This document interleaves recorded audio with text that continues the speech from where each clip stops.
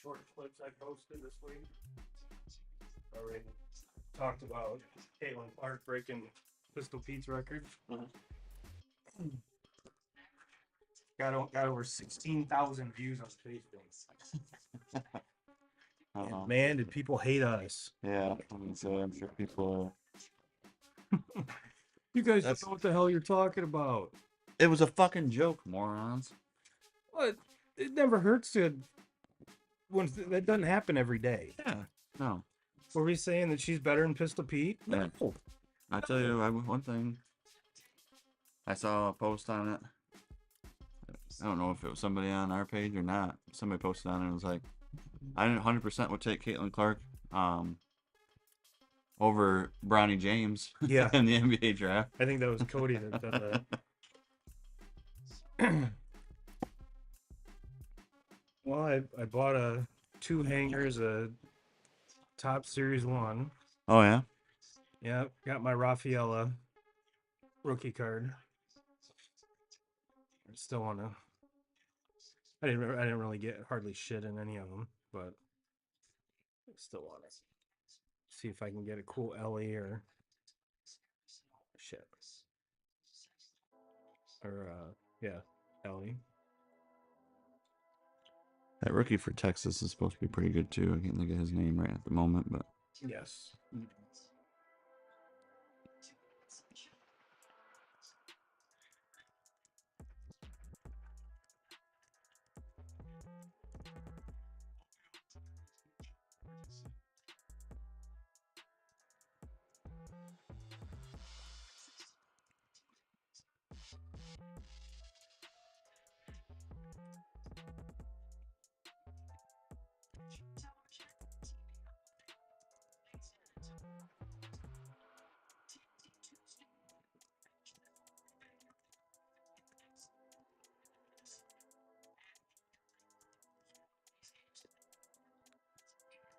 We are live on Instagram now too.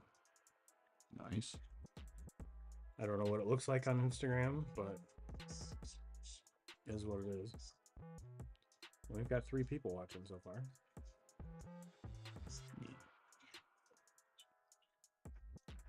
I figured we'd start off with some news.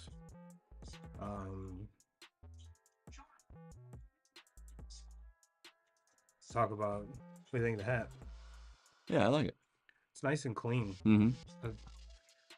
What I think would be really cool is like that hat you have that's got the gray circle, and then if we put our logo inside Yeah, that, yeah, put it like a light yeah, gray, yeah. that would be nasty. Or even on like a leather patch, Mm-hmm.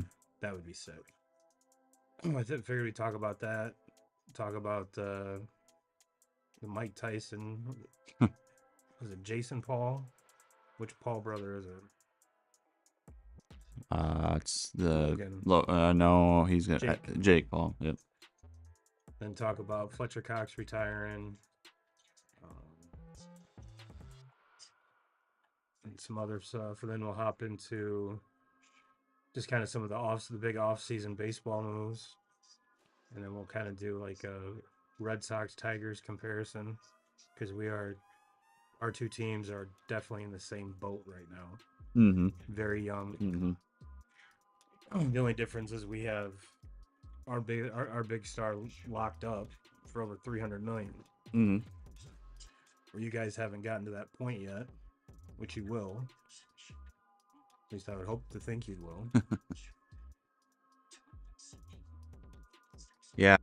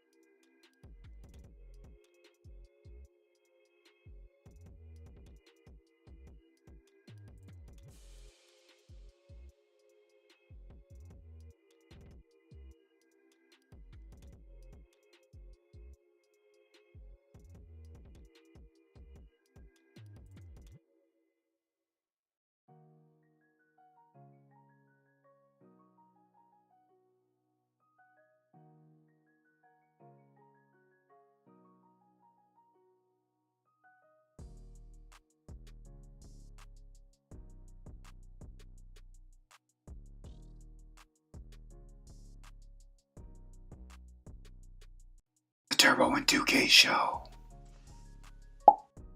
What is up, 2K crew? It is that time of the week again, and yes, it is you are seeing both of us in the flesh. 2Ks and I are here. We're gonna 2Ks. This is a big deal. This is our first baseball show of the year. Yeah. You know, It's been a long time. It seems like it has been forever, but we're going to bring the noise and the funk for you guys and gals. And for those of you that are watching on YouTube, we do appreciate you. Go ahead and give us a subscribe if you're not. Hit the like button and the notification bell when we go live every Sunday at 8 p.m. Eastern here. And for those of you that are on Twitter, holler at you. We're going live on Instagram for the first time tonight, 2K. So if you are on Instagram, go ahead and shoot us a comment. Let us know you're there. And for our loyal crew over on Facebook, you know what time it is. We're going to get into it here. We're going to start off with some news, then get into some of the off-season moves for the MLB.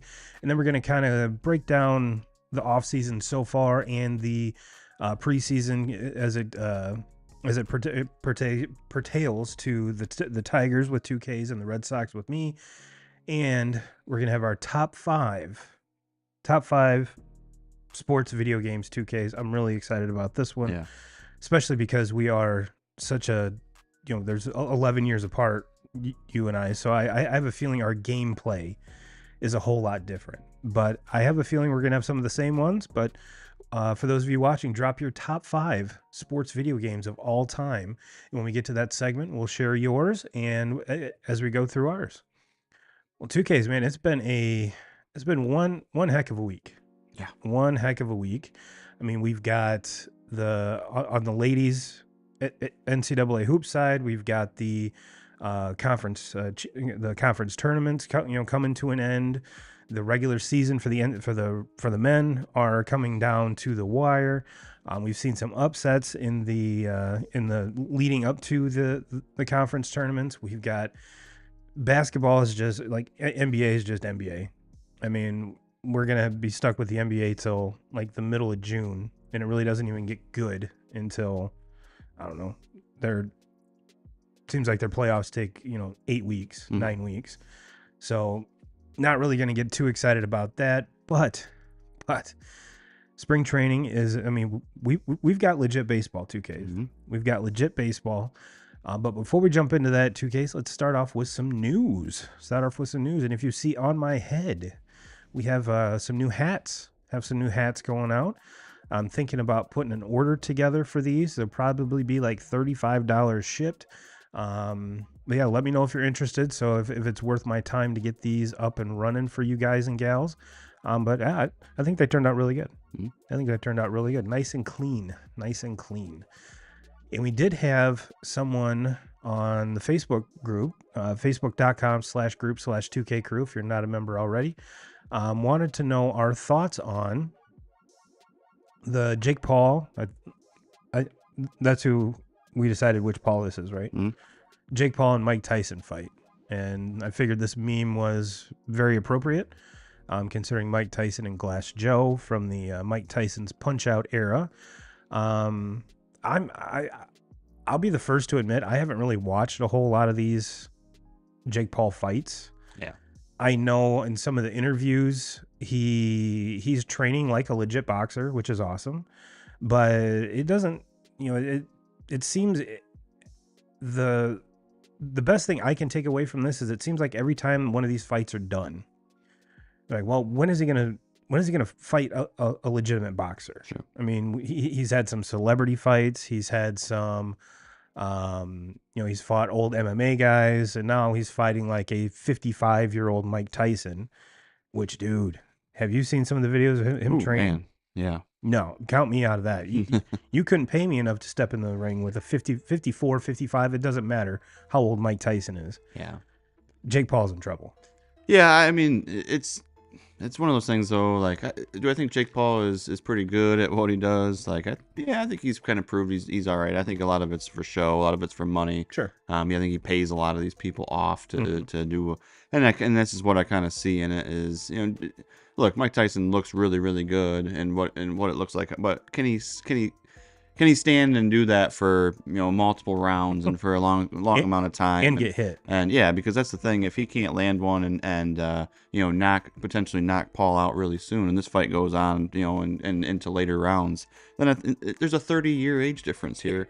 I mean, we can't forget about that. And that's why it's so hard for me to take this Paul kid so seriously, because he's fighting against all of these wash-ups and or guys that just never really made it, and not fighting against anybody that's really in the prime of their career or anything like that. And I guess until he does something like that and beats one of these guys on a stage that's not created by them and by his side, where the money is, where look, I go in there and take a few hits from this dipshit if he was going to pay me Sure. the kind of money that he's paying on this. So I don't take much of it. I haven't watched any of his fights up to this point. I will continue not to watch any of his fights up to this point.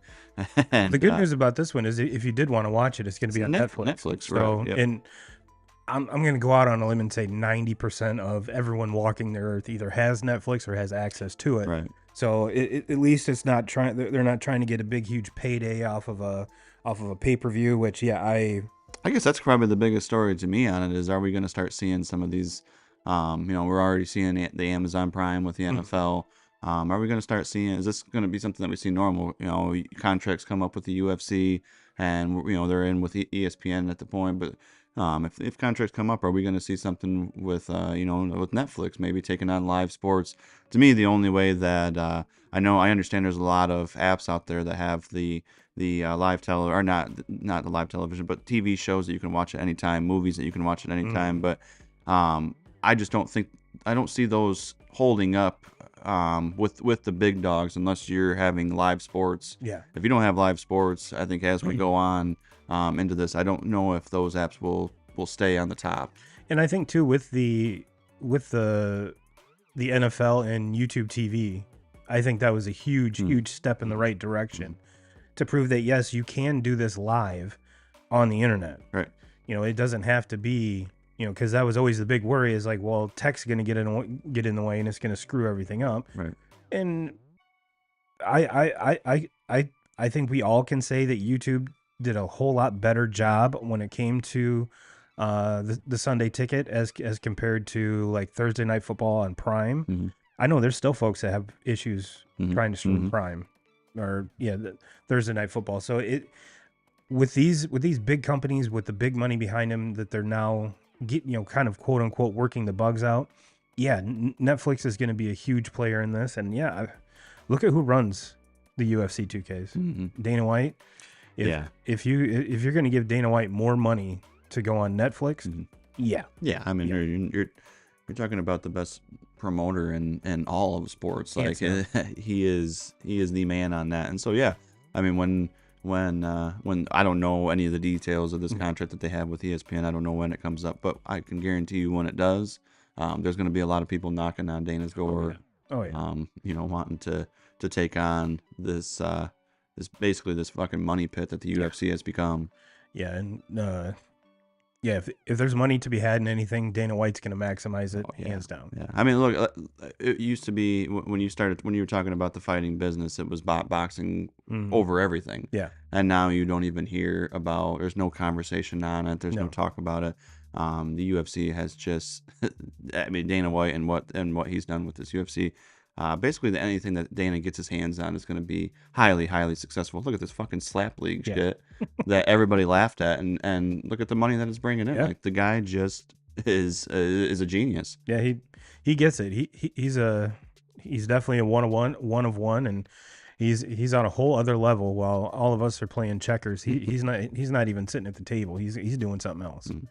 He's doing something else. With 2Ks, another thing that popped up in my news feed was from Ari Mirov at My Sports Update. The end of an era in Philly. Jason Kelsey and Fletcher Cox have both retired, two of the most beloved players in Philadelphia sports history. And Jason had mentioned Fletcher in his retirement speech, which I think is the longest retirement speech I think I've ever heard. But did it very well. Did it very well. Was very entertaining.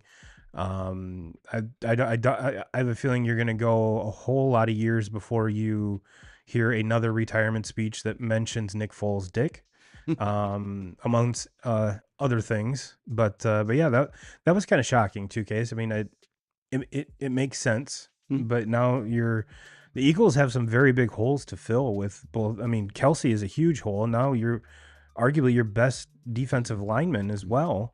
So that was kind of the conversation that we were having last year when they fell short on the Super Bowl to the Chiefs. And it was like, when you talk about some of these other teams, you talk about San Francisco, they're still very, very young.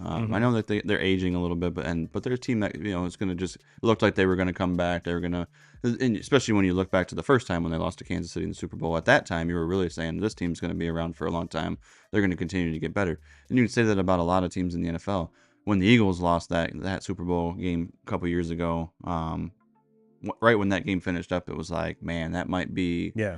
I understand Jalen Hurts very young. They're hopefully they can build something around him to stay on top. But just watching after that game, it was like, man, that defense has got a lot of guys that are aging. They got a lot of contracts that are coming up.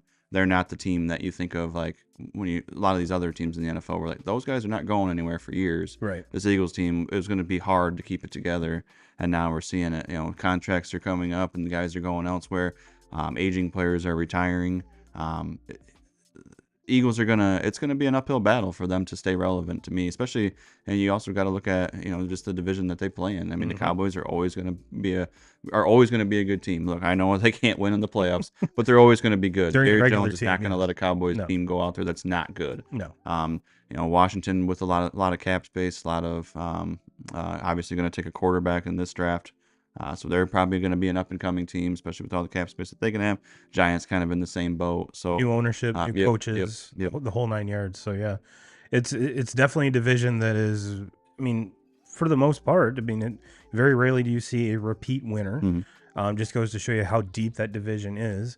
But yeah, it's just part of football, and if you ask Jason Kelsey, the center position is already solidified, and whoever's backing him up. I mean, hell, he was even in the conversation when they drafted this kid. Sure. So you would think that they're a smarter organization than to just let this go by the wayside. They pretty much have a backup plan. Sirianni been begging him with cases of beer for kegs of beer for the last 2 years to get him to come back. So I think the organization knew that this was going. And then when we start seeing him at the Super Bowl and in the playoff run for the Chiefs, and you start seeing him up in the suites and he's got no shirt on, living his best and life, just smashing beers. Yes. I think at that time it was safe to say, like, Jason's done. Yeah. He's not coming back next year. Yeah. He's done. Like his give a fuck is gone. He's gone. He's done.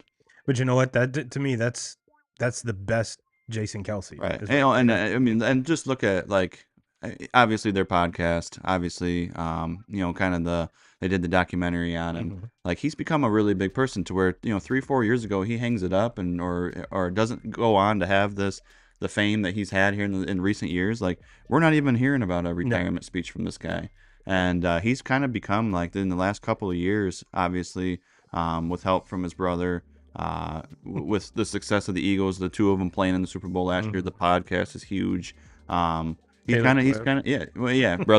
brother being with Taylor Swift, like, he's become like a player where just looking around the league, like, everybody's talking about this guy. Everybody loves this guy. He's just a good guy, exactly. And I think that he kind of became the NFL's probably like most popular player. Yeah. Which as an offensive lineman, a center, like that's unheard of.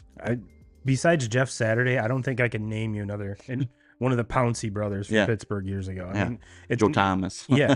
Yeah. But sticking with football, one of the tweets that I wasn't able to put on here is Baker Mayfield re-signs with the Bucs. I think we could kind of see this writing was on the wall once Mike Evans agreed to return. So not a shocker here. Big payday for Baker, and he earned it. Tell you what, he did. I mean, another story. Like, if you look back a couple years, I was like, this guy's just not an NFL quarterback. Yep. Just not going to cut it. And then he finally got out of the, kind of the shit situations that he was in. Obviously, his situation in Cleveland, not great. Hasn't been good for a quarterback in how long? He has this showing out party with the Rams in that game last year at the very end of the season. Signed on a Tuesday, starts saved on his Thursday, career. I mean, if you look game. at that, you look at that game, it probably saved his career. That's the reason why he got a chance. Yeah. And so Tampa gives him a shot. Brady leaves. Tampa gives him a shot. And talk about fucking taking that opportunity and running with that opportunity. So kudos to him. Good on him. But it's an awesome story. Yeah, we talked last week about best college basketball players of all time. Baker Mayfield has to be in the conversation for best college football players of all time, in my opinion. Especially if you hate Ohio State. Yes. Well, sticking with the NFL 2Ks, kind of a shocker here. Ian Rappaport tweeted out, sources, the Patriots are trading quarterback Mac Jones to the Jaguars for a late round pick. So now this puts him behind Trevor Lawrence. And to me, if Mac Jones was going to be traded, I wouldn't have had the Jags that high up there. Yeah. Trevor Lawrence, I mean, he's been... Look at all the injuries in the league, though, to your starting quarterback. I mean, teams are starting to realize that it's kind of the normal now that we're going to see 4 or 5 top quarterbacks, not top quarterbacks, but starting quarterbacks in the league hurt season, majority of the season. We're seeing it a lot. And so I think having a quarterback that, that is serviceable. You don't need a star backup quarterback, but somebody that's been a starter in the league who's been decent. Yeah. Mac Jones, say what you want. Look at Indy last year. Yeah, I mean, yeah, exactly. And Mac Jones, I mean, he's not great. He's not gonna be a quarterback that's gonna lead teams to Super Bowls and all that, but he's serviceable. Yeah. And in this league, I think that's what you definitely need. So that way, if your Trevor Lawrence has been one that's been a little bit. He's played through a lot of injuries, in his young career. And maybe a guy that is in a season, there's a good possibility he misses a game or two.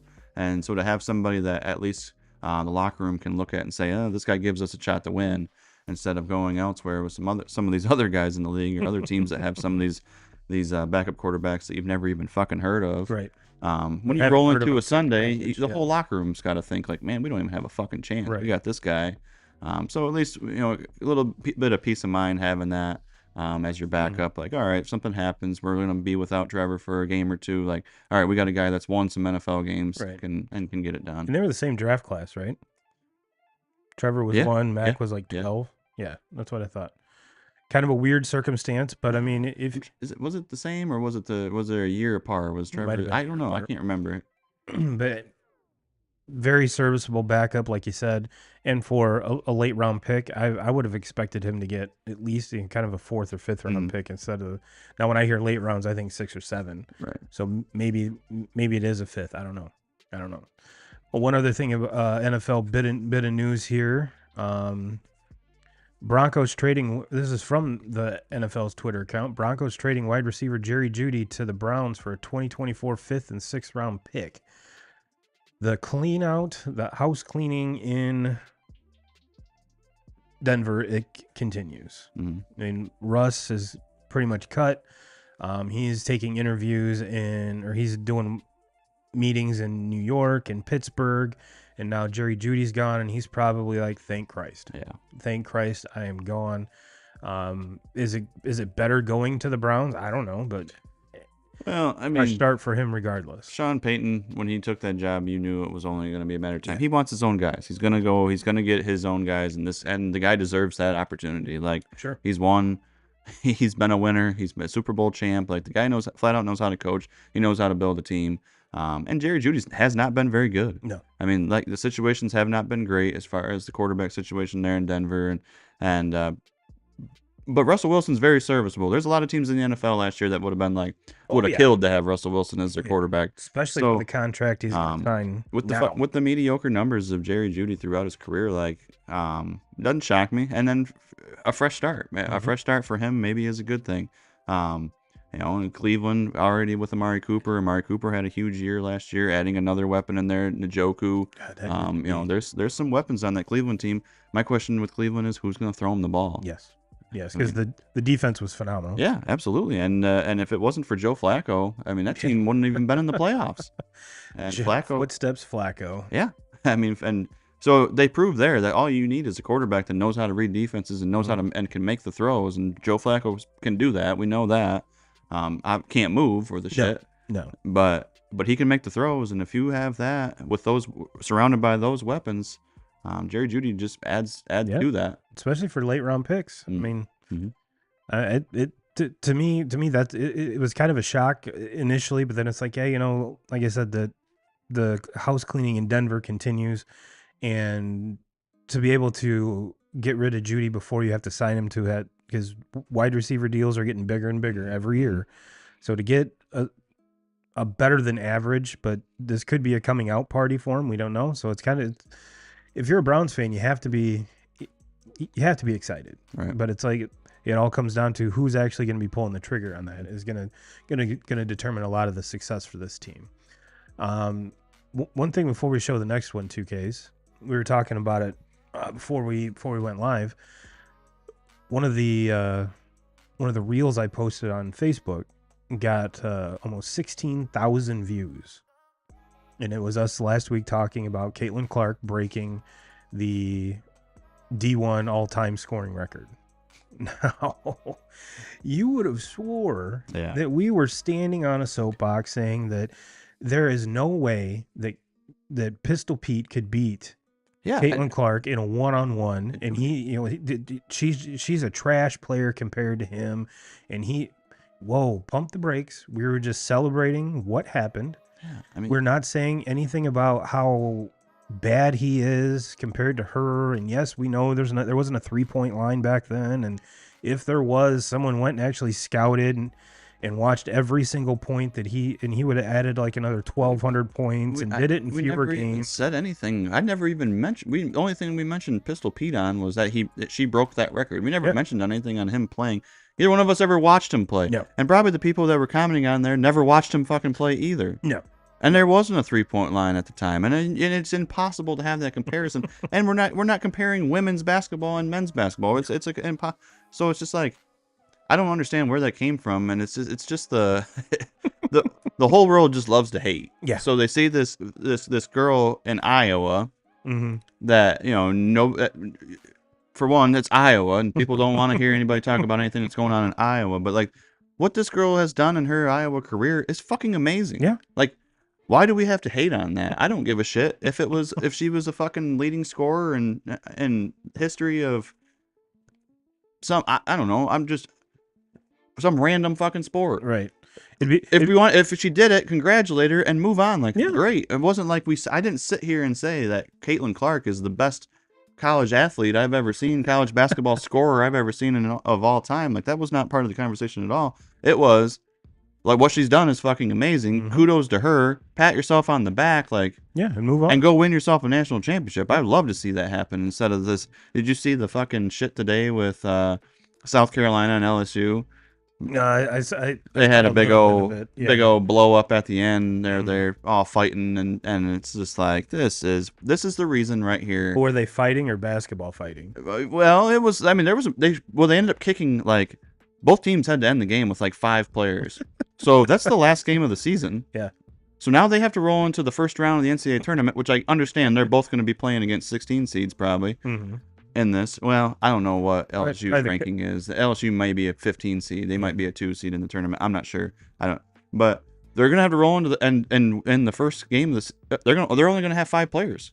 Now, because they're suspended for the next game. But would that be the conference? This was the conference championship today. Oh, yeah. So they roll into the tournament now, and each team will have 5 players eligible to play in the game, and it's just like. But it's LSU and South Carolina, like, it's just they just act the way that they acted and watching the game, like, you guys are trying so hard to put spotlight on yourselves, and you're completely forgetting about the game in between the lines. It's all this shit talking back and forth. And Angel Reese, I mean, what a fucking joke. Like, she talks more goddamn shit, and she had like fucking 7 points today. Yeah. Like, if you're gonna talk like that, put up 30. You better be putting up Caitlin Clark numbers. And even last year, like, they won the national championship last year. Kudos to them, great. And she was talking that shit to Caitlin Clark, and Caitlin Clark she scored more points in a fucking game last year than Angel Reese did in the entire tournament. Yeah. So it's just like, and then all the spotlight goes on this girl from LSU. Like, no, let's put the spotlight on the girl that is the all-time leading scorer in college basketball history. Like, And that's the only place I'm going with it. Pistol Pete, I didn't have anything to say about him last week, pretty much because I never watched him play. So I can't sit here and say and have a conversation about him being the greatest college basketball player of all time or him being the greatest scorer in college basketball history. I didn't watch him. Oh, and one thing I left out, 2Ks, is that back then you weren't allowed to start as a freshman. Oh, great. But one more kudo to Caitlin Clark here. This is from Joe Popliano. That Iowa-Nebraska game was fantastic. Caitlin Clark had 4 points at halftime, but ended the game with 34, including a clutch 3 and a steal to close it in overtime. Iowa three-peats as a Big Ten champions, and now will be a number one seed in the number one seed in the NCAA tournament. Kudos to you, Caitlin, and I'm rooting for her. So am I. I would love to see this Iowa team win it all, and you know, what better for her to become the all-time leading scorer in college basketball, maybe the all-time leading scorer in women's college basketball, to be now to add a national championship to that after winning a Big Ten championship. Like, yeah, I just don't 3 years in understand. a row. I just don't understand what the hate is on anything that she does. Like, watching her play. She's incredible. She's got range that you have to pick her up basically as soon as she crosses the half court line because she's dangerous from everywhere. Like, you're watching, if you're watching the NBA All-Star break this past year, you're seeing Steph Curry shooting with that, I forget her name. I should know. Nessicary. Yeah, shooting against her. Like, Caitlin Clark's going to be in that conversation here for years. Not like that girl can flat out shoot. So, and she doesn't. And this is taking nothing away from the way women shoot a basketball, but her form looks more like a guy, where it's more of a pull up and a follow through rather than a push.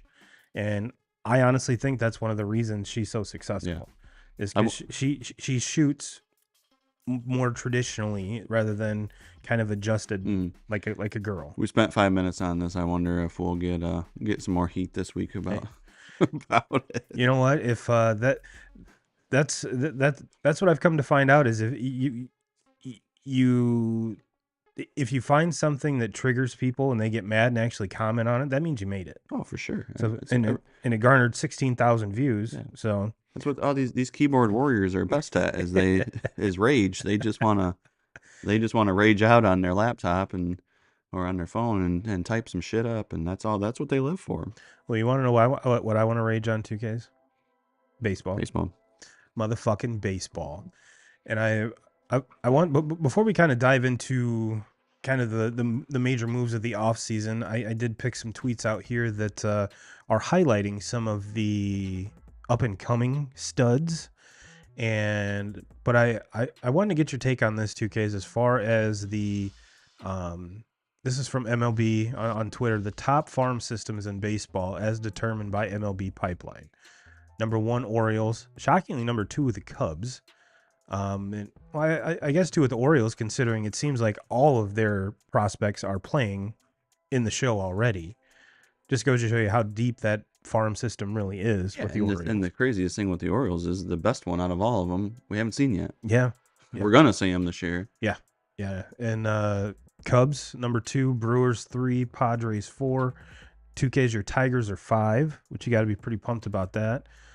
Rays 6, Rangers 7, Dodgers 8. I'm still shocked how the Dodgers have that deep of a farm system, considering all the moves they made. But all the moves they made were pretty much, money. There weren't prospects involved, and the one big move they made was bringing over Mookie Betts, and there's not even a guy on the Red Sox from that trade left. So it is what it is. Pirates 9, Reds 10. I'd be interested to see where the Red Sox rank in that, because the Red Sox have a very deep farm system as well. But 2Ks, what are your thoughts on the Tigers being ranked number 5 here? Yeah, it doesn't surprise me. I mean, you lose as many games as they have in the past 6-7 years. You're gonna end up with a lot of good draft picks. But it's been exciting. It's ever since Detroit hired Scott Harris to kind of take over, you get past that Al Avila time, and I know a lot of these guys that we're seeing now are Al Avila draft picks. so there's the obvious names that you think of. You think of the Spencer Torkelsons, the Riley Greens, the picks that were all first round picks, and Casey Mize. they're coming around, they're panning out. But what Scott Harris has done since he's got there is he's added on to that. So where you had 3 or 4, maybe 5 top end prospects, now you are surrounded by 8 or 9 other names that maybe not necessarily your first round draft picks, but other names that are going to play a factor here in years to come, in recent, maybe this year, maybe the next year, maybe the year after that, that just make it very exciting to see. I mean, they have bolstered their lineup top to bottom. I mean, from the major league level all the way down through the minors, and they had to do it. There was really no question with the pitching that they had it there. They had so many draft picks in the pitching department. They had to get better offensively. I mean, you look at the numbers that the major leagues teams has had for the last 5 years. They had to get better there, and I think that they have done that. Now, are they done? No, they have a long way to go to start competing with some of these other teams. But when you're watching some of these spring training games and seeing some of these guys and some of these swings that some of these young kids have, like, all right, I finally am starting to see where the Tigers are going to have some guys that can hit 25, 30 home runs. And not just one guy. Yeah, and not just have Spencer Torkelson, that can do that. Now, I see potentially 5, 6, 7 guys in there that in their moment, in their time, they're going to be guys that can hit 20, 25, 30 plus home runs in a season. And that's what the Tigers team, to me, have been desperately missing, lacking, is they are basically going on manufacturing all their runs, which AJ Hinch is very good at. They're very good at doing that and have been. But to win consistently and to win enough games in Major League Baseball to be a playoff team or even a team that can compete and go further, because to me, I'm not looking for just playoffs. I'm looking for a team that can go and win a round in the playoffs, do something. You have to be a team that can hit extra base hits, hit home runs, and not just rely on. Look, everybody can. This is the major leagues. Everybody can throw out. They're gonna throw you out if you're hitting ground balls. Everybody's gonna throw you out if you're trying to steal bases. Like, you're not gonna win. You might be able to get a few wins in a season, but you got to have guys that can straight out fucking mash, and that's how it goes. Yeah, and kind of piggybacking off of that 2Ks. Here's some, and I believe there was a picture. I want to say it was in the Facebook group that maybe I shared it, but Javier Baez is not having a good spring training. He was like 0 for 15 or something. But I know it's spring training, but it's yeah. But I mean, he had to come out, to me, this spring. He had to come out and do something to get confidence for himself. Yes, confidence from the fan base, because I'm telling you, this team is going places. They're getting a lot better. The fans are people are going to show up in Comerica Park this year, because I think they're going to be playing pretty competitive baseball. People are going to be there. They're going to fill that ballpark back up. But if he keeps on doing or plays at the same caliber as he did last year, there's going to be a lot of boos. A lot of boos going on that. And that's, to me, where the Tigers are at, is like, I understand he plays really, really good defense. And I understand you're paying him a lot of money. But can you just continue to keep doing this, or are you going to give one of these younger kids a shot? Yeah, there has to be a put up or shut up time. It seems like it should be drawing sooner, closer. And I think it's going to come down to, like, Scott Harris is going to have to make a decision of like, all right, it wasn't Scott's move. No. He didn't make this move, this signing, but he might have to do it and just cut ties with him. And look, I know you're going to be out a lot of money. But you might just have to cut ties with him. And there's always the risk with Javi is, hey, somebody else could pick him up. Tigers are still paying for him, and he catches fire. And his glove's never going to really slump. No. Like, he is one of the best defensive shortstops in the game. Makes incredible plays. Sometimes doesn't make the easy plays, but makes incredible plays. And I mean, and defensively, like, I can't say a bad thing about him. And that's why, for me personally, like, there's no question he's going to be my starting shortstop at the beginning of the season. But I'm saying, if you get a few months into this, and say one of these kids, I look like the Creedler kid, and who's going to probably start in Toledo, like, if he's hitting, down there, you have to give him a look, especially if the Tigers are playing competitive baseball and have a shot. You have to just kind of take your lump with Baez and move on and give one of these other guys a chance. But that's the one thing, like, that's the position that the Tigers, just from top to bottom, are lacking so much at, is having that shortstop. I feel like they have a lot of up and coming outfielders. I feel like they have a lot of up and coming guys in the corner positions in the infield. But it's that shortstop position that they tried to create their kid last year, and he couldn't do shit. And well, if they would have traded for Mookie Betts, he could have played shortstop for you, because that's exactly where he's playing it for the Dodgers right now. You imagine if Detroit, though, and instead of Baez, they go with Seager. Oh my God. Or even Correa. Yeah, I mean, I'd take about the only one that's kind of is the one that Boston ended up with. That's kind of the only one that you can kind of chalk up as they basically both have been a wash, because they both have been very disappointing to this time. Now, one's been hurt a lot, and the other one's been healthy. But Trevor Story. Yeah. That's and it for the longest time we had him. The Red Sox had Story slated in as a second baseman. So, but yeah, he's this is a big put up or shut up for him as well. I mean, he's healthy for the first time in the offseason, so he's they're kind of bringing him back slowly in spring training. So it's going to be exciting to see where he goes. But 2K's a lot of the teams that were on that farm system clip here. This is O'Neal Cruz, which I think a lot of folks actually forgot about him. I don't know how you forget about him. But O'Neal Cruz crushed this baseball at 116 miles an hour. He looks unbelievable so far this year. Well, I'll tell you how you forget about him. And as good as he is, he's on the Pirates. Well, he's on the Pirates, and that goes against him. But he gets hurt, and he's not playing at all. Yeah. And just look around baseball and look how much just unbelievable, phenomenal talent that we're seeing. Kids that are 21 to 24 years old that are just coming up, and basically from the very first time they take a step onto a field, they are one of the best players in all of baseball. Like the caliber of players that are coming up right now is just, it's incredible. And I mean, that's why it's like, what is Major League Baseball doing, and how are they not, how is this not like, I can understand you're not going to compete with the NFL. Like, no, America loves football. We can't compete with that. But like, why is MLB not right behind them? Yeah. Because if you look at the talent level that they have, and all these young players from all around the world, it's not like they're just coming from one spot. They're coming from everywhere. And it's just unbelievable talent.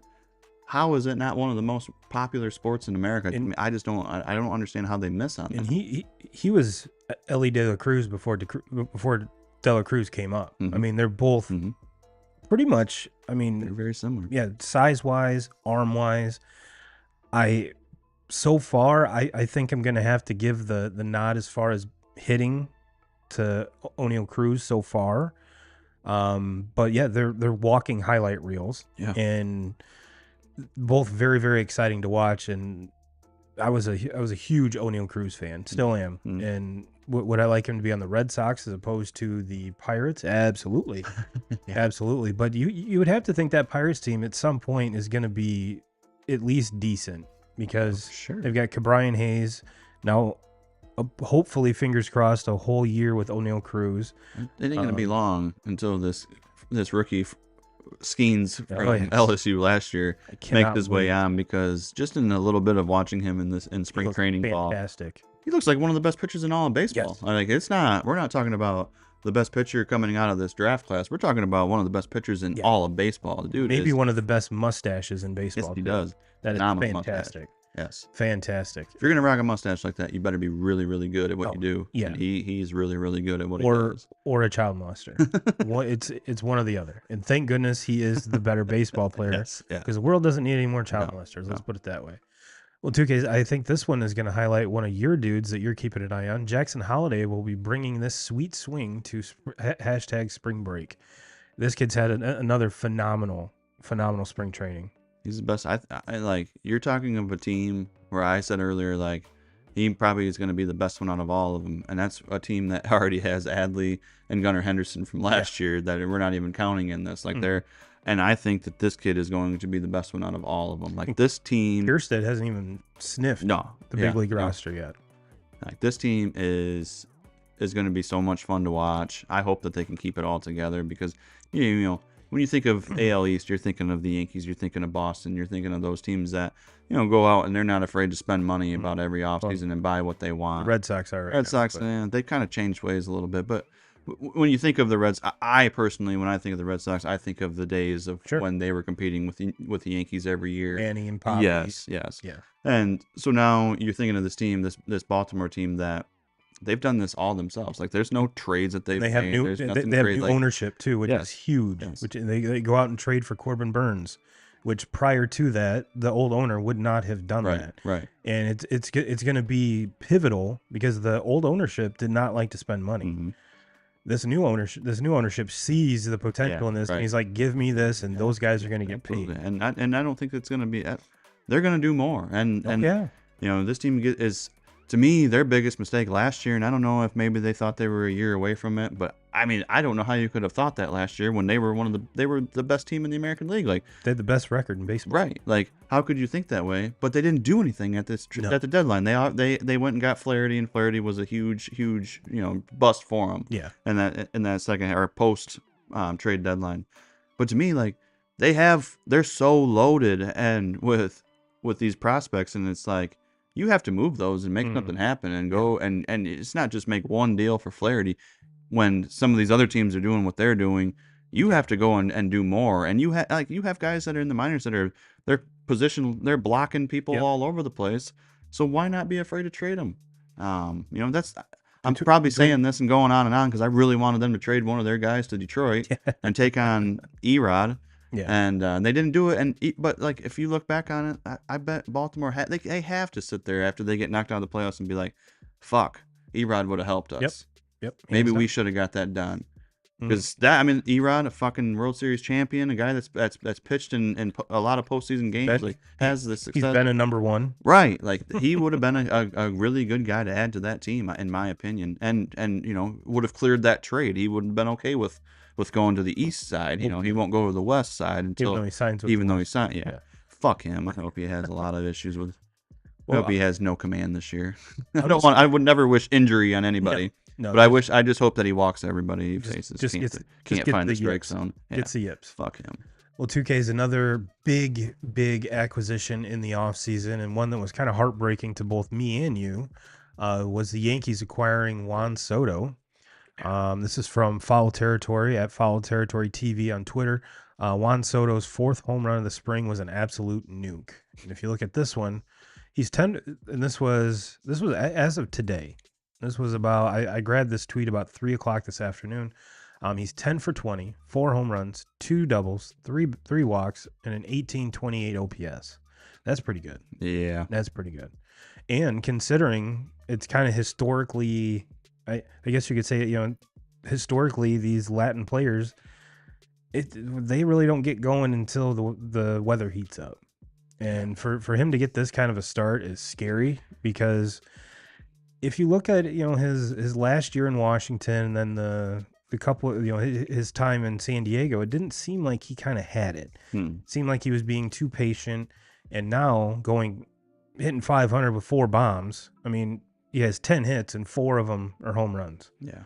That's a pretty good clip. And him being a left-handed stick and going to Yankee Stadium this year makes me sick. Yeah.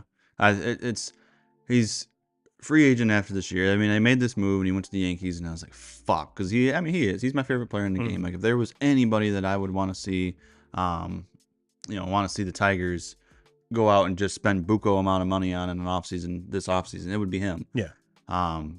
So when he went to the Yankees, I was like, fuck. Well, he could have went anywhere except the Yankees or the Dodgers. Right. But then I was like, well, he only has to play 1 year there, and then he's obviously going to test the market, because he might end up with the Yankees, but he would, in my opinion, it would be a very dumb move on him not to test the market and see. They even let Aaron Judge, because this is going to be, I don't think he's not going to break Shohei numbers. No. He's going to be in Shohei's. He's going to be in between that Trout. Yeah. And those Shohei numbers. He's going to, and I think he'll be closer to Shohei than he is that 400 and some million. He's going to be closer to the 7.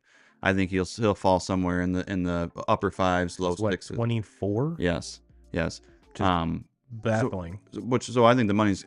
That's why I think it's obvious he has to, unless the Yankees are just gonna fucking throw something huge out there. He's gonna test the market. Here's a blank check. Yeah. But God, I think he's gonna hit so many home runs in New York that it's just gonna kind of tie his hands. Like, why the fuck would I leave here?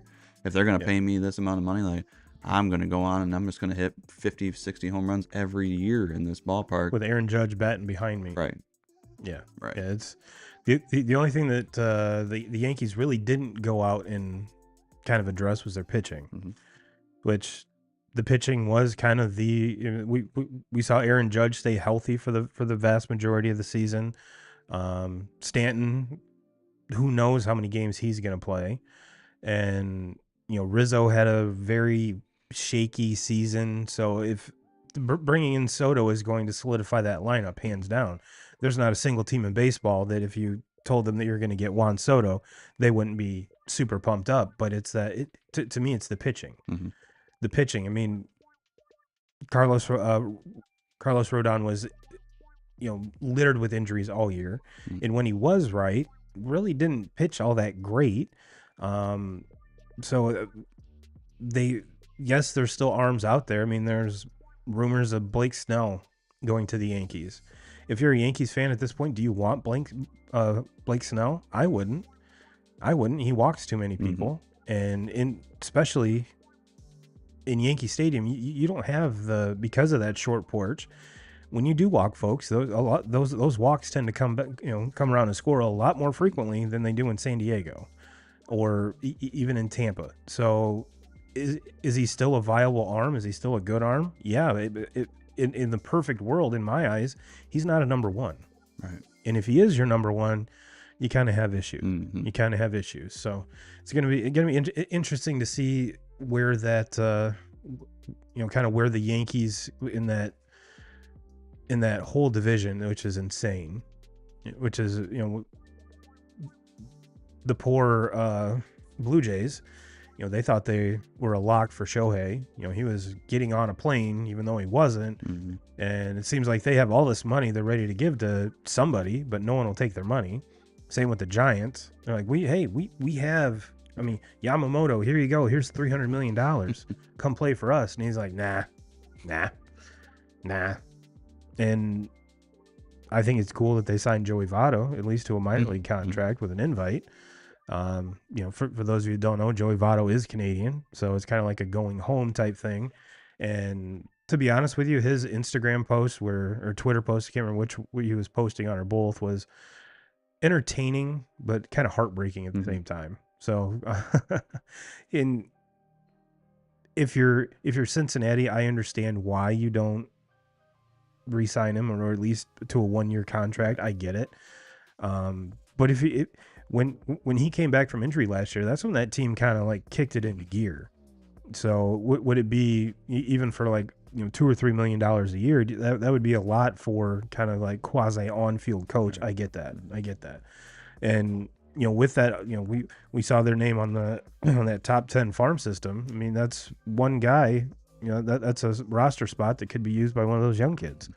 So, do I think Joey Votto's done? No. But it again, maybe a DH with the big league team. I don't know. He's definitely not playing first with Vladdy there. No, but we shall see. I mean, he at least deserves another shot. Oh, sure. And if he really wanted to and retire, and he plays for the Reds this whole season or for his whole career, so be it. He earned that. You're signing him to a minor league deal. Like there's no risk with it. Like why would you not give a guy like that an opportunity to see what they got, see if they got anything left in the tank, and if it doesn't, okay, we cut our ties and we're done. We're not losing anything out of it. So, yeah, it's a great opportunity for him. Hopefully he takes the best of it, because I mean, how can you be a baseball fan and not like a guy like Joey Votto?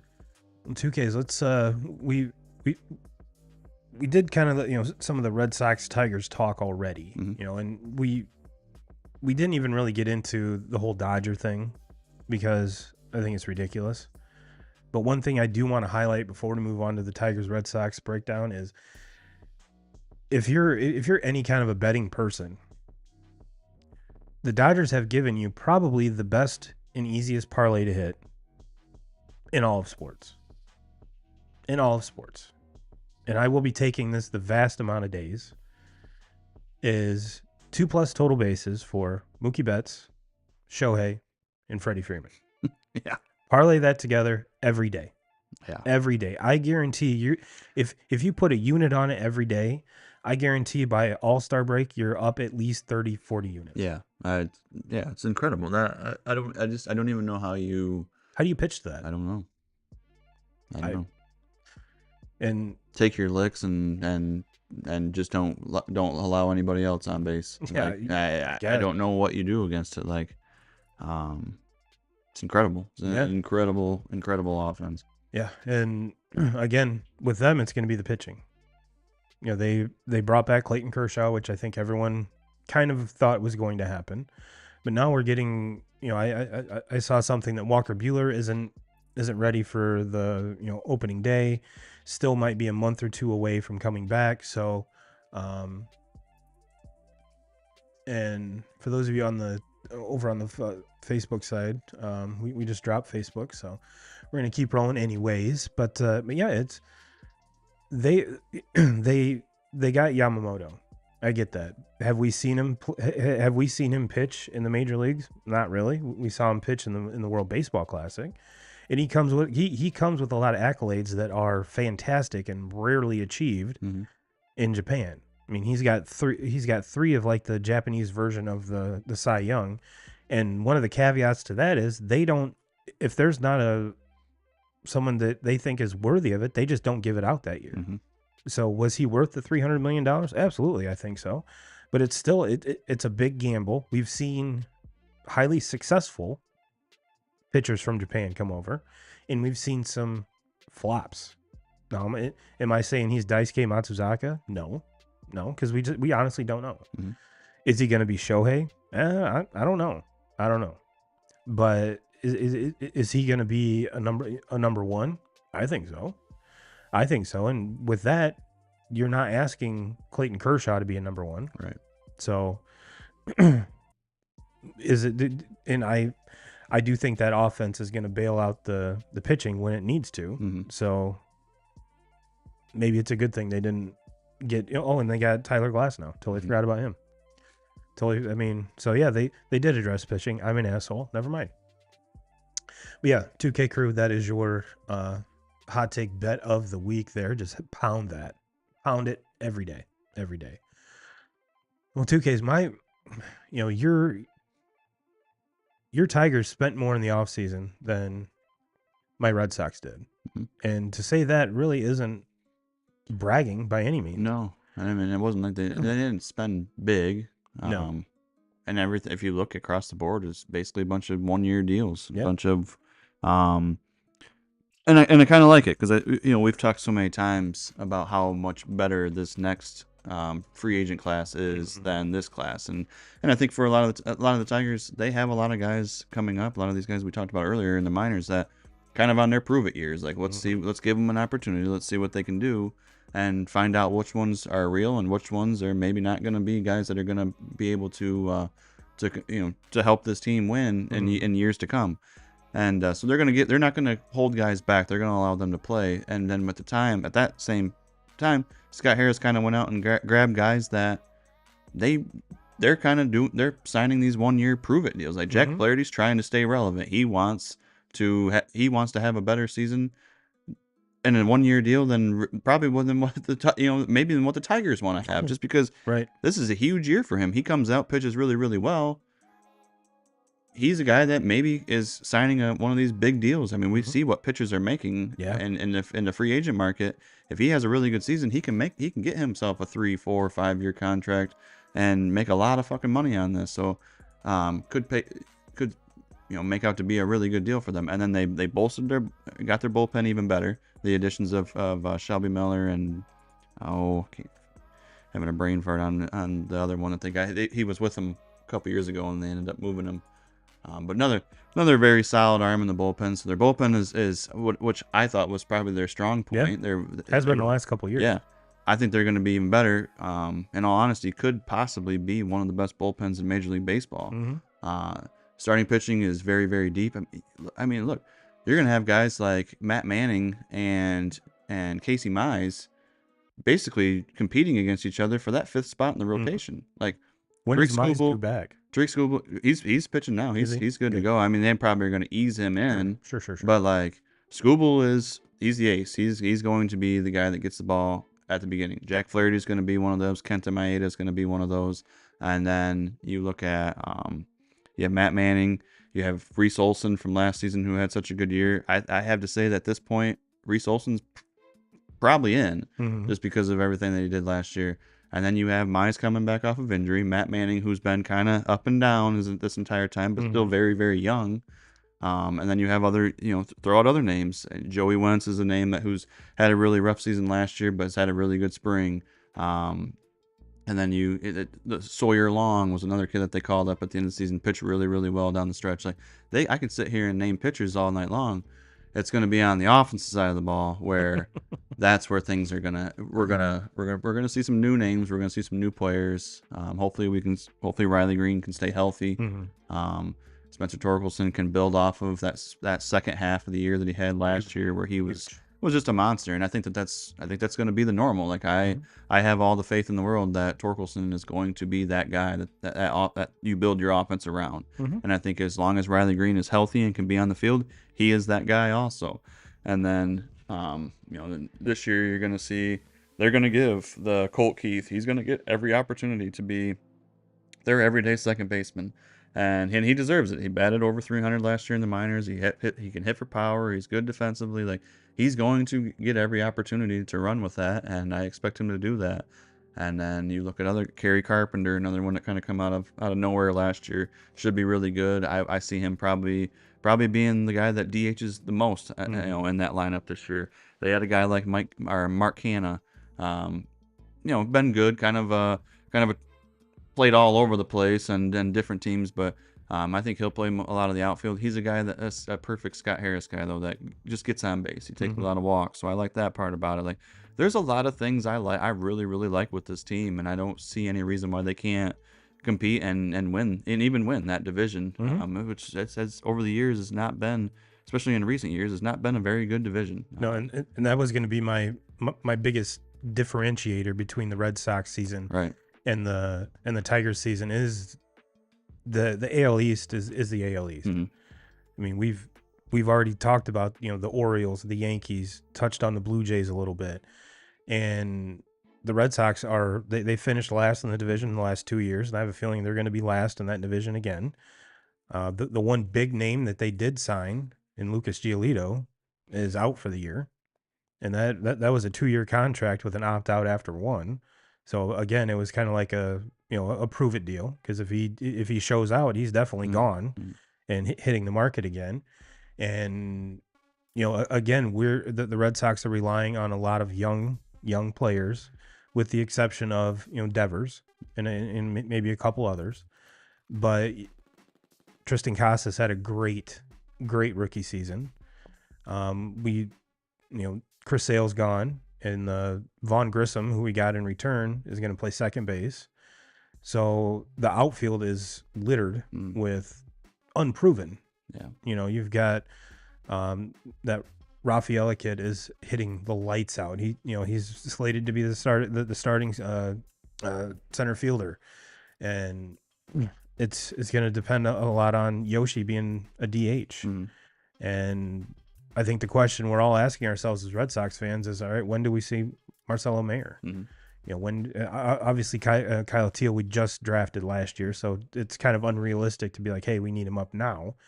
But whereas the Tigers have a lot of pitching depth, the Red Sox don't. Yeah. They just extended Bayo, which was huge, which now puts the pressure on when you can extend Tristan Casas. Right. And do you still go out and sign a Jordan Montgomery, who's basically all but said, yes, I will come play for you. But they're like, yeah, we're good. Right. Okay, where? And trade rumors have already been circulating about, the closer, and is Garrett Whitlock or one of these guys, are they bullpen? Are they starters? So there's a lot more what ifs. In the starting staff, or the whole pitching staff of the Red Sox, as compared to the Tigers. Now, would Kenley Jensen bring a pretty hefty bag? I think so. But this Red Sox team too could be an 85, 87 win team and still make the playoffs as a wild card. Would that shock me? No. No, it's just how, when it comes down to it, are they going to win the 1-run game where last year they didn't? Were they blown out of a whole lot of games? No. But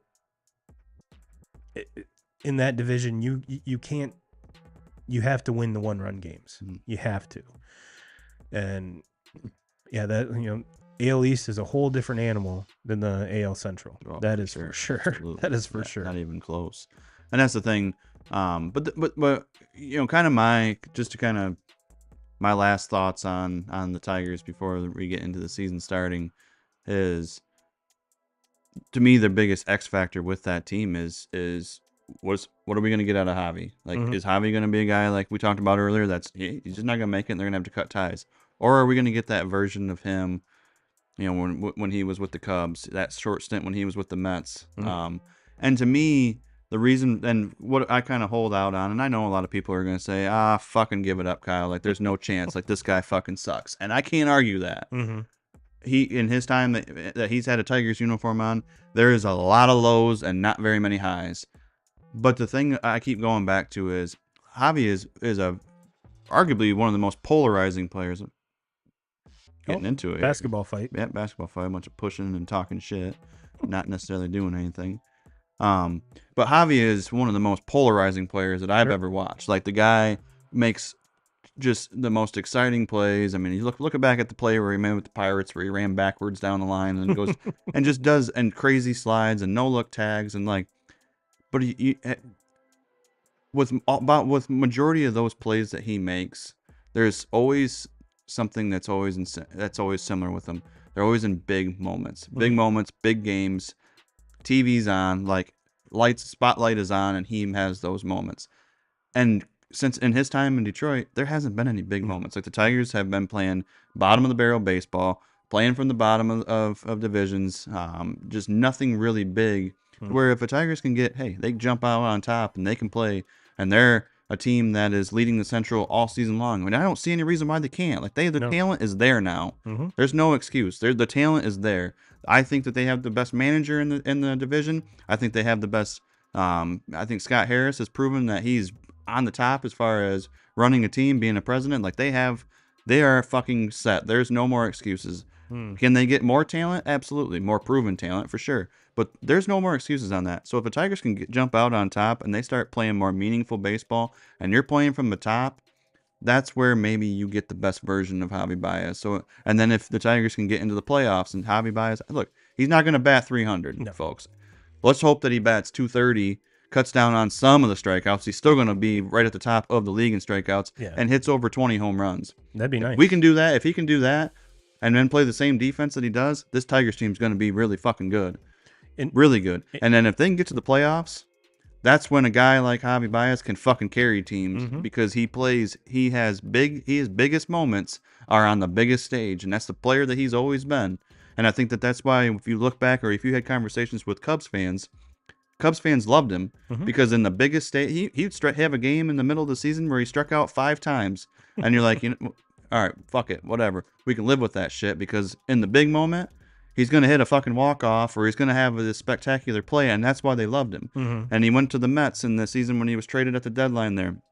Mets were playing meaningful baseball. Had a really good second half after that deadline with the Mets. Kind of bolstered his, why the reason why the Tigers went out and paid him, because he played so well down playing meaningful baseball.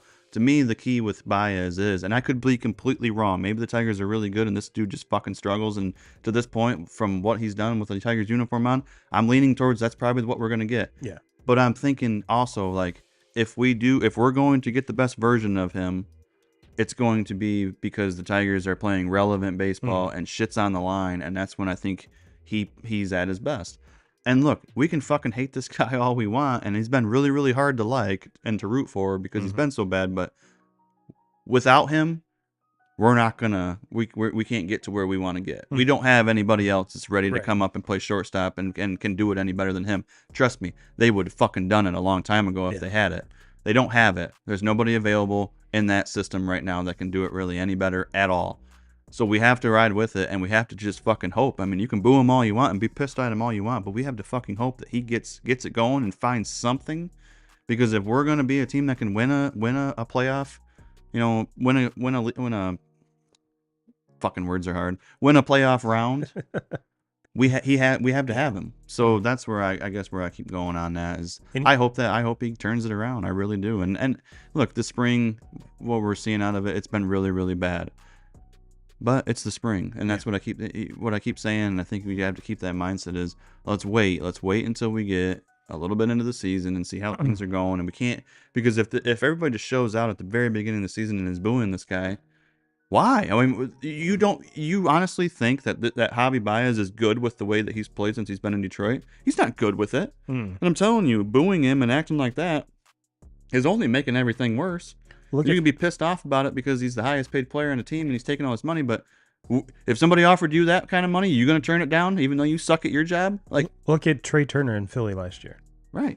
You know, as soon as they put that billboard out, or he put it out, it went from boos to cheers. Next thing you know, his play goes from here to off the charts. There's nobody in the world that's feeling more pressure than him. To turn this around and to be better. And look, he knows that he's not a 270, 280, 290, 300 hitter. He knows that, and we all know that. We knew that before we signed him. Yeah. We just thought we're going to see the Javi Baez that can hit 25, 30 home runs, make spectacular plays in the field, which he has done. He's been able to do that, but he has done nothing at the plate, and he strikes out all the time, and he's never on base, and we just don't see it. And then he gets on base and he makes stupid fucking boneheaded decisions on the bases. Yep. But he's a fucking mental head case because he can't get anything. He hasn't been able to do what he's done his entire life since he's put on this uniform. And booing the guy isn't going to make anything different. To me, why fucking hate on him? Why not? I'd fucking cheer him on all I can, because I want to see him do well, because the only way the Tigers can peak is if he's doing well. Yeah. Yeah. He also reminds me a lot of Alfonso Soriano, and both approach-wise, swing-wise, and like you mentioned, when the lights are the brightest, they show up. They show up. Well, 2Ks, let's jump into our top 5. This week we're doing top 5 sports, top 5 sports video games of all time.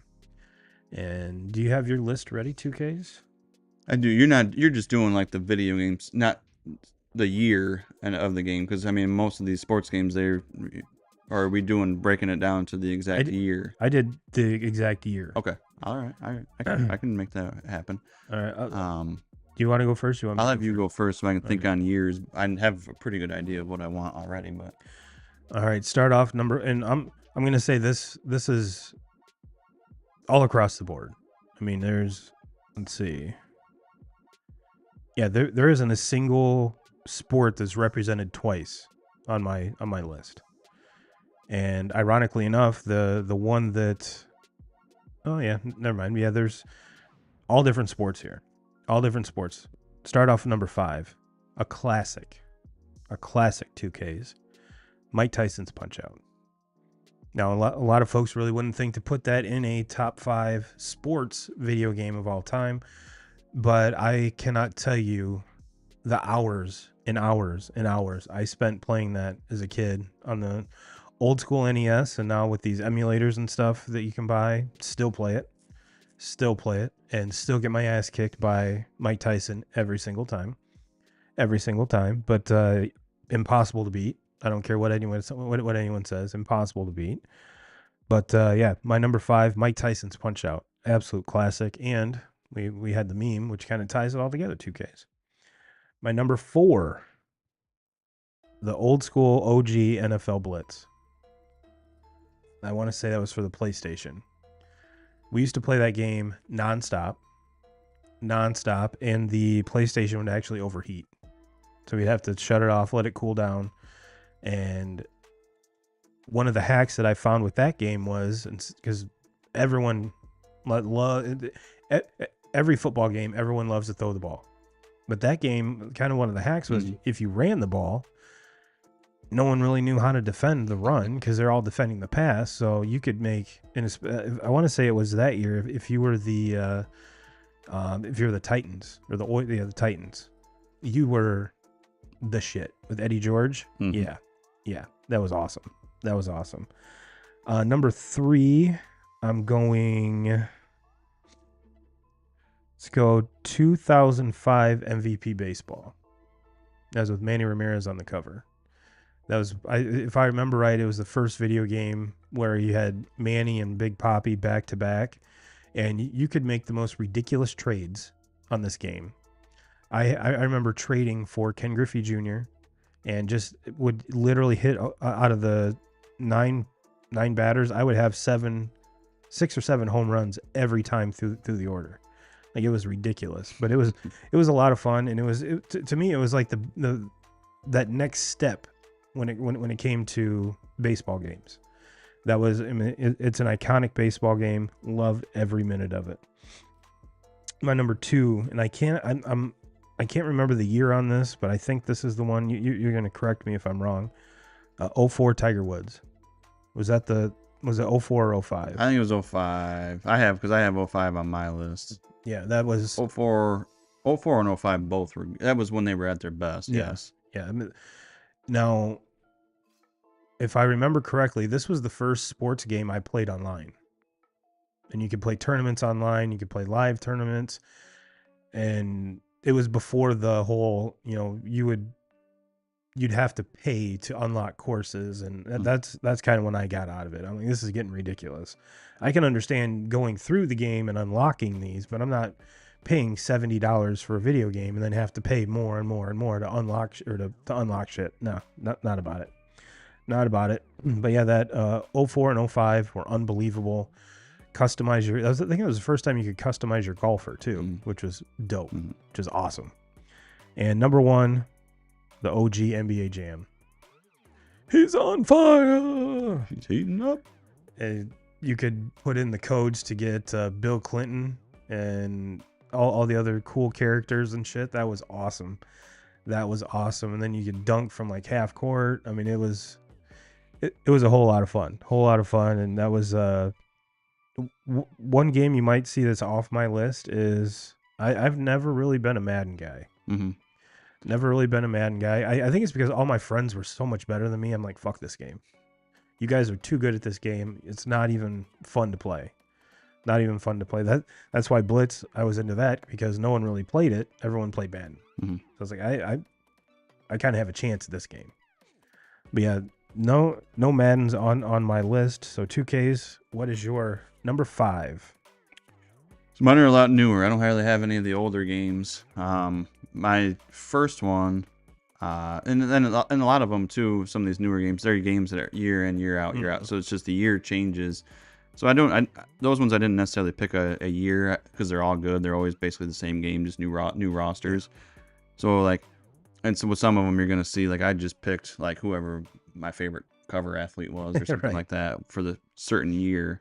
But my first one on the list of all these games is going to be the oldest one on that list, and you have to go back to the Dreamcast for these. And I played, and this is on my list just because I played with my brother all the time growing up, and we were always playing the NBA 2K games, whether it was 2K, 2K1, 2K2. Playing those games on the Dreamcast with Allen Iverson on the cover. And yeah, if you had Allen Iverson in those games, so much fun. That was when the analog stick started to come into the video games, so guys started doing actual crossovers and you could control all of that. Yeah. So at that time, if you have Allen Iverson in this fucking crossover, it was so unguardable. But yeah, that one's probably starting my list. It's because there was no practice on a video game. Yeah. Number 4, I'm with you. I've never been a big Madden fan. Just because I don't know. I've never really liked it, but this one did make the list, and it's the 2004 Madden, and the only reason for that was when Michael Vick was 99 overall, and he was the cover guy on that, and the dude was so fucking fast that all you did in that game was just basically you were basically playing college football, NCAA college football, but in Madden with a pro team, because in college football you always had a mobile quarterback, and Mike Vick just running around, spin move, juke moves, basically unfucking touchable in that game. So that was a lot of fun. And at that time, you go back to 2004, I'm and I'm in middle school, so like That's all you did. just letting me play with Mike Vick, like that. It's so much fun. Number 3 on the list, I have to go with the Tiger Woods. Those games were good for a long time, but to me, 2004 or 2005, I can't remember which one it was. I have it. Um, I have it, and I still have my original. I can see the cover because I feel like he's got the black hat, black shirt. Mhm. It's 2005, and he's pointing at on the cover. Yeah. I think that's the one. They had the Tiger Vision. You got Mhm. like 4 of them around when you got to be really good. You know, Oh. you could use, and basically it was an automatic. Yeah. You could be, 90 feet away and have a triple breaker. Yeah. Completely fallen off. But if you had the Tiger Vision, you were gonna make it. Game was fucking awesome. Number 2, this is where I get into just these are my favorite games. Every year I buy them pretty much on release day. And number 2, I have to go MLB The Show. Mm-hmm. I guess if I was going to pick out a certain year, it would be 2013 because that's when Miggy was on the cover, coming off of his Triple Crown season. But every year, the day MLB The Show comes out next week, and not this coming week, but the following week, and when it comes out, I will be there, or I won't be there anymore because now you can buy games right online. Right. So I will just buy it, but I will buy it the day of. I do it every single year, I think and then I'm pretty sure this is a game I'm thinking of. That up until recently, that you could only get that in PlayStation. yes, right? now you can get an Xbox. Yeah, and that was the reason why I really never got into that game. Right, But right. 'Cause they always had the 2K. The MLB Yeah. 2K was always what Xbox had. it was horrible compared to Yes, the show. yes. And then number 1 on the list, we haven't had it since 2014, and it's coming back this year. And God, I can't wait. Honestly, I bought a PlayStation 5 because I was just rolling with the PS4 for years. Because most of the time I just played sports games, and they were continuing to make those sports games all the time for PS4. So I was like, I don't really need to buy a PS5 yet. And then the news come out that college football was going to come out last summer. Mm-hmm. I went and bought a PlayStation 5 as soon as I heard it. I'm like, oh shit, I got to get one. For this game, it's coming back, and so it's coming back. I have a PS5 now. It's supposed to be here this summer. I mean, it's gonna be here. It's supposed to. It is gonna be here. We've heard, especially when college football season was coming to an end. We started to see and hear more about it, more of the rumblings. Now, since the season's over, we're starting to hear more on it. We've actually I saw a commercial on it. I don't remember when it was. And there's kind of a lot of outrage already Yeah. surrounding this game, and it hasn't even come out yet because Arch Manning said, nah, Yeah. I don't want to be in it. Right. Which, And what a douche. They're going to pay you $600. And that's the thing. Like, just give the people what they fucking want. Like, And you're butthurt because you've been. What are you, butthurt because you've been there for 2 years now and you can't nobody's seen you play yet? Like, I just, to me, like, what are you trying to do? What are you trying to accomplish when you're like, I don't want to be in a game? No, according to it's either his sources or him, he doesn't want to be in it because he's going to be playing it more and he wants to focus on football. That's so stupid. I think it's done. I think it is. It's stupid. Now, what? He doesn't want to play it because when he turns it on, he's not going to be the starter. Now, what the internet is clamoring about is, are you going to be able to make Arch Manning in the game? Because the developers could be like, when you put in Manning, could be like, this player's unavailable. Sure. So that's kind of the clamoring. Either people are upset because he's not in it. I mean, we've seen it in all games nowadays. You can create whatever lineup you want. You can create and you can import rosters on all across the board. And but it's just like I guess I just don't understand it. I don't get it why you want it. Everybody in the world has been waiting for this day, for this game to come back, and you guys are, and it's finally possible again for paying athletes. So I guess if Arch doesn't want to be in it, there's nobody in the world right now that's like, can't wait till I get this game so I can go home and fucking play some quarterback with Texas and get Arch Manning, go into my roster and put him over on the depth chart ahead of Quinn Ewers. Like, I can't wait to do that. Nobody in the fucking world gives a shit about you, Arch. So, no, so getting back to it, like, and if I'm done talking about that shit. I can't wait for the game to come out. There's so many people across the world that can't wait for this day. Can't wait to see the recruiting thing. Obviously, with all the changes we've seen with these kids being paid now, how the NIL thing is going to work in the game. How is the transfer portal going to work in the game? A lot of things that we didn't see back in 2014, the last time we played this game. But if I'm going back to like picking my favorite one of college, I got to go 2004. Reggie Bush coming off that Heisman year and playing with Reggie Bush in that game. I mean, you thought Mike Vick was fucking good. Reggie Bush in 2004 NCAA 2000, that dude was untouchable. The cheat code. Yeah, those I do remember playing some of those games. That was pretty awesome. And now, yeah, I mean, hell, my two boys are really excited for that game to come out. So I think it's going to be good for everybody. And I think I'm pretty sure it's EA Sports, right? That it's got that. So yeah, if you don't have, you should probably invest and you probably get some shares in EA. And the thing is, like, there's never been more spotlight on a sports game, video game, and so and they've had so much time to prepare for this, get this ready, and kind of get this polished up, and I'm expecting big things, and I know the rest of the world is expecting big things with this. Hopefully, I just hope it doesn't suck. It doesn't suck. It doesn't bust. Hopefully, it's not just a fucking knockoff Madden with different rosters. Like, they have to. I really hope that they, have some different features that we haven't seen in football games before. Well, Kirk Herbstreit's going to be the voice of it, so that's pretty awesome. Yes, that's pretty awesome. Well, 2K Crew, we'll get you out on that. Everyone have a great week. And if you are one of our Instagram viewers, thank you for joining us. We did have the feed go down in our Facebook group, so I do apologize to you guys and gals. But we will be back next week, same time, same channel. And hopefully we'll be able to go live everywhere. So give us a follow, give us a thumbs up, and I thank you a bunch. And as always, Jim Rome, we're coming for you.